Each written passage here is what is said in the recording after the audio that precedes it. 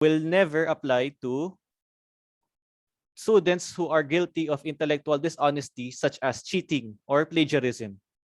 In such cases, university procedures will be followed to process the disciplinary action appropriate for the student. So again, this is just to summarize this policy here. You will not get these grades. You will either get a numerical grade or a drop depending on the circumstances and performance you put into this course.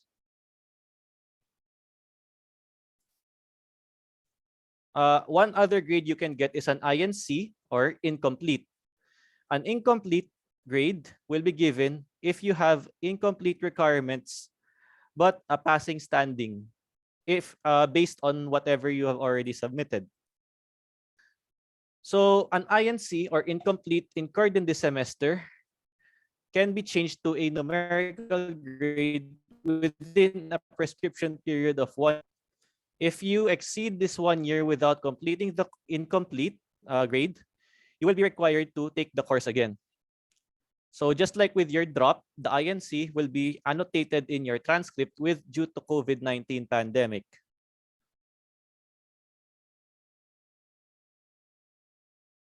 So regarding what kind of grade you will get, this is a basic flow chart showing the logic on how you will get a numerical grade, a drop, or an INC. Basically, it depends on how you perform.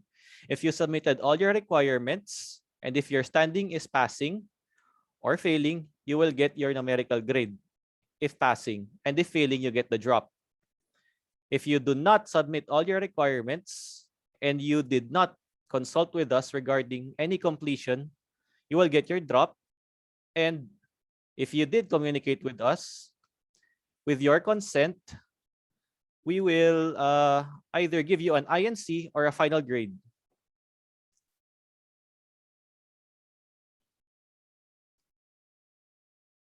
Okay, let's do the next section. Okay, for this course, we will be undergoing remote learning, which means that the course will be conducted through both synchronous and asynchronous modes of learning. We will have 6 synchronous sessions, which are all optional. You may come, you don't have to, but we highly recommend that you do. But the big chunk of the learning that you will experience will be due to the asynchronous sessions, which means that you will be doing the learning on your own time and your own pace.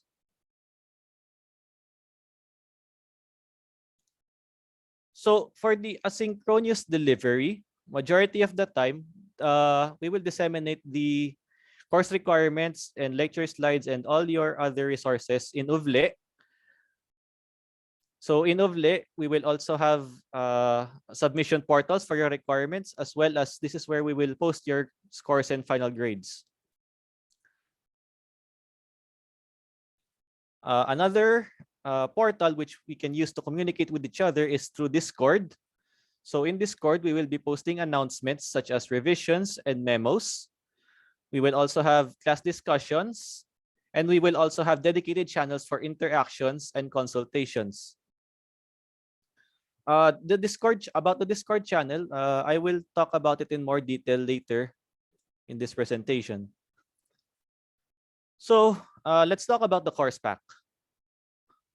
The course pack is a collection of all the resources that you need to do this course. So they are all available in the Uvle page, and we want to reiterate that you are not allowed to disseminate these course materials or use them for any other purpose other than for your own benefit. You can study the materials at your own pace, as in for asynchronous sessions. However, all the requirements such as your formative quizzes and long exams will have specific and set deadlines. If you are having any trouble with your internet connection or electronic device access, you can opt to have the course pack be sent to you via either printed copies or digital copies via USB upon your request. So if you want, you can just tell us and we will arrange for your course pack to be sent to you free of charge. So any questions so far?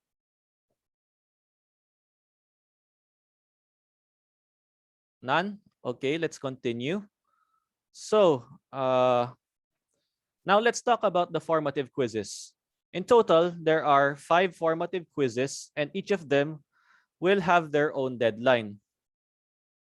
So your formative quizzes can be discussed with your classmates and instructors, but please not just copy each other's works. Iwasan po nating magkopyahan dito. These are individual works. The formative quizzes themselves total 40 points and they will be submitted through UVLE. The picture here at the bottom right is a screenshot of your UVLE. So, nandito sa page na ito ng formative quiz, yung submission portal, you just have to scroll down from this point on. So, like the formative quizzes or FQs, your long exams or LEs will be released 1 week before submission deadline.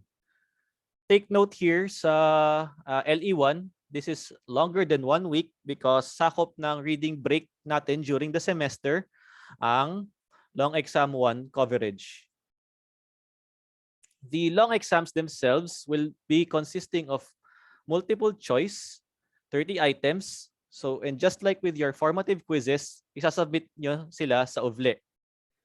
And just like with your formative quiz, dapat bawal magkopyahan. Individual lang po dapat ito.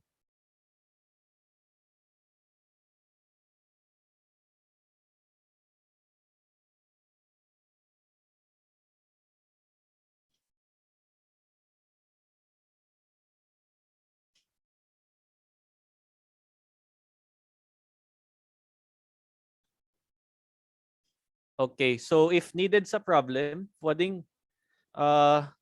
depende sa problem, pwede kayong i-require na mag-upload din ng solutions pala in aside from your answers sa exams or sa FQ.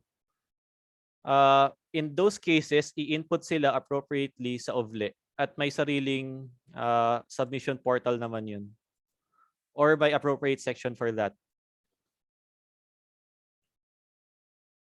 So this is a study guide which is just a help for your asynchronous session to keep you in pace.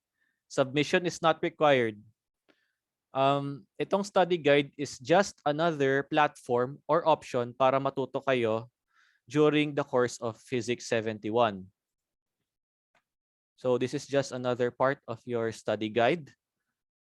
So it's just to help you keep track of your progress.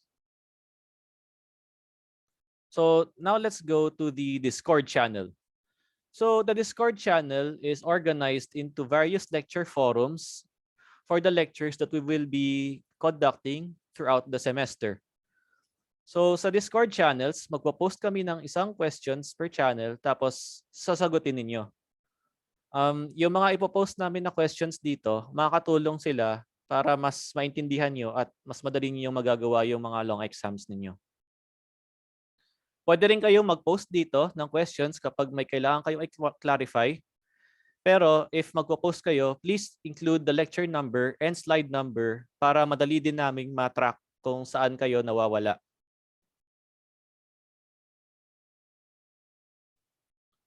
So next, consultation forums is also part of Discord.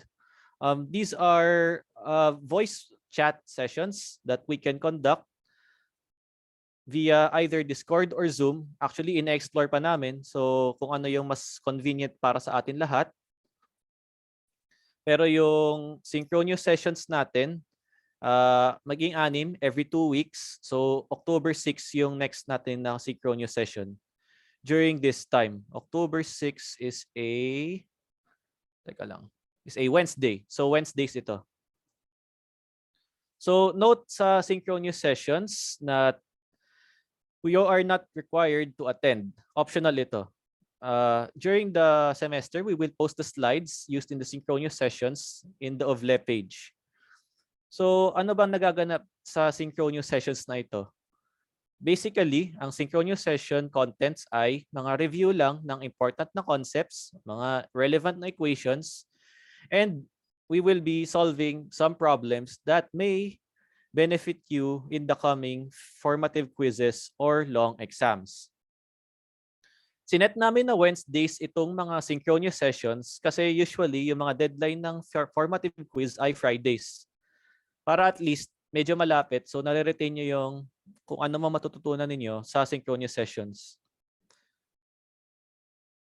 We highly encourage you to attend kahit optional ito. So ayun. More on the consultation forums. So you can also use the consult with instructor channel.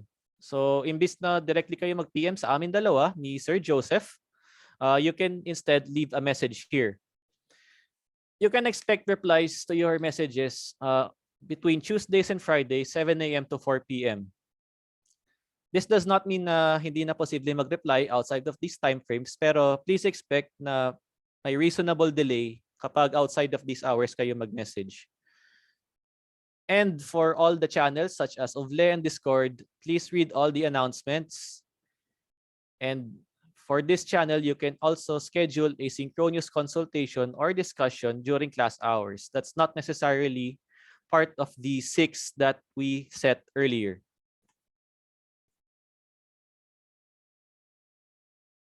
So other reminders, please submit your e-card as proof of your requisite that you are taking the subjects outlined earlier, Math 21, 53, 63, and 100, or 100 pala.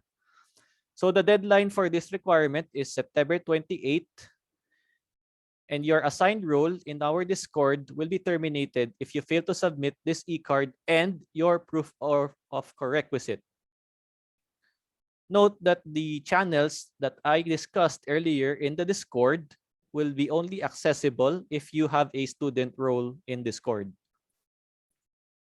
So some frequently asked questions.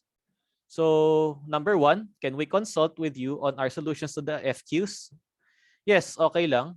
And we have specific Discord channels for the formative quizzes and the topics that they cover. So number 2, in inputting our numerical answers in Ovle, will we follow significant figures? No, you don't need to. However, please remember them anyway. Very useful ang mga numerical answers in significant figures sa mga laboratory classes ninyo. So number 3, how do we input numerical answers in scientific notation?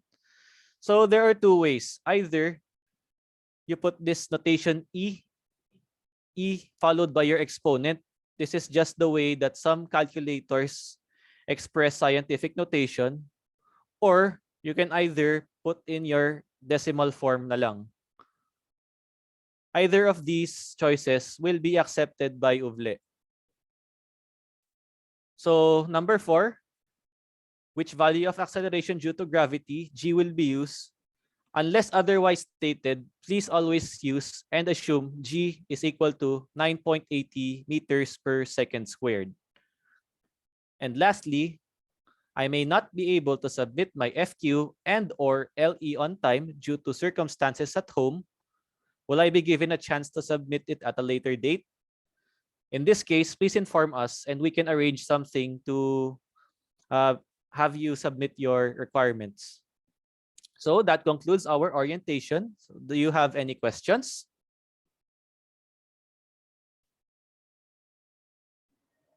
All right. Any questions, guys? You can also type your question in our chat box. Any clarifications regarding our course policies, requirements, online platform? Wala? Naiintindihan ba lahat? Oh, okay. Nice. Di wow. Ayun. Any questions? Wala ba? Clear ba yung discussion namin? Pwede bang mag-thumbs up? At Yes least po, meron sir. akong Clear makita. po. Yun. Alright. Thumbs up para meron akong makitang reactions or interactions sa atin. Yun. Thank you. Alright. Siguro, kung wala ng questions, meron lang siguro akong i-add when it comes to So, studying ika Physics 71, okay, um, importante na yung communications. So dapat if you have any questions, always consult us. Huwag kayong mahihiya na magtanong regarding with your formative quizzes. I believe na ngayong remote learning, mas madaling mag-approach kasi kasi nga, yun nga, hindi na face to face. Okay, so may nag-request ba ng e-card?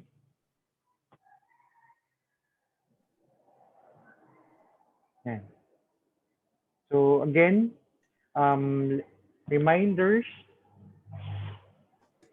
okay, that our first requirement for this course is your electronic index card. So you will download the template in our web page, okay, our course.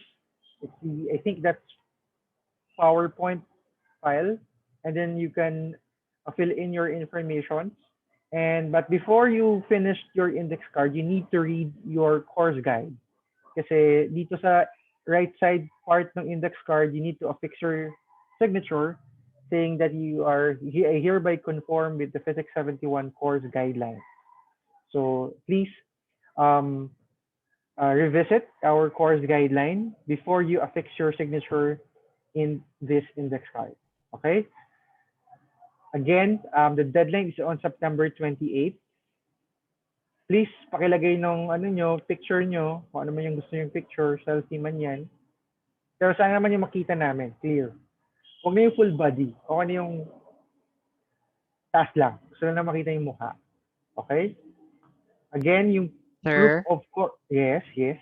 concern nga lang po, we noticed po in the OVLE, hindi po naman masubmit yung e-card because sa November pa po yung bubukas yung accepting. Oh, thank you for that, Mr. Enrico. Okay, so we will try to edit the submission section in our page para ma-submit ninyo yung electronic index card. Thank you for that.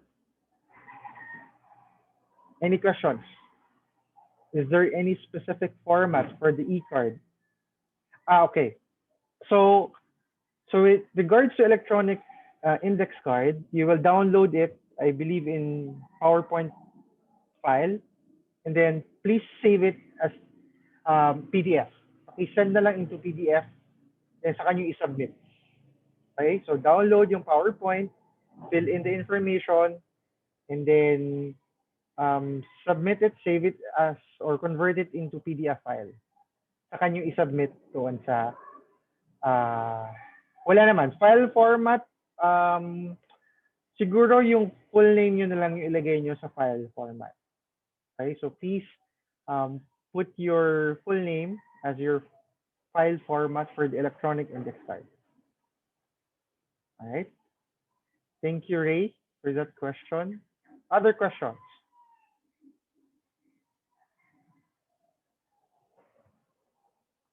May tanong pa ba? Okay, so I think wala na. Okay. Yung proof of core requisite po. Okay, so yung proof of core requisite, you need also to submit it. So kung pwede, doon sa PowerPoint itself, doon mo i-paste yung screenshot of your CRS grade or your CRS schedule. For example, you're taking Math 21 this sem together with Physics 71. So ipakita nyo, screenshot nyo yung CRS schedule and then you paste it on your PDF, in your PowerPoint index card, tapos save as PDF para masama siya sa proof of core requisite, yung proof of core requisite sa submission. So if ngayon nyo tinitake yung course, screenshot nyo yung schedule nyo sa CRS, and if na-take nyo na siya, screenshot nyo yung grade nyo dun sa math na yon. And then paste it in the electronic index card PowerPoint, saka nyo i-save into PDF file. Okay, thank you for that question, Ray. Okay, clear ba, guys? Nakuha ba yung sa electronic index card? Okay. So again, the electronic index card, please include the screenshot of your core requisite subjects, either the grade or the schedule. All right. So ano pa? Ano pa yung pwede niyong itanong before we end this session?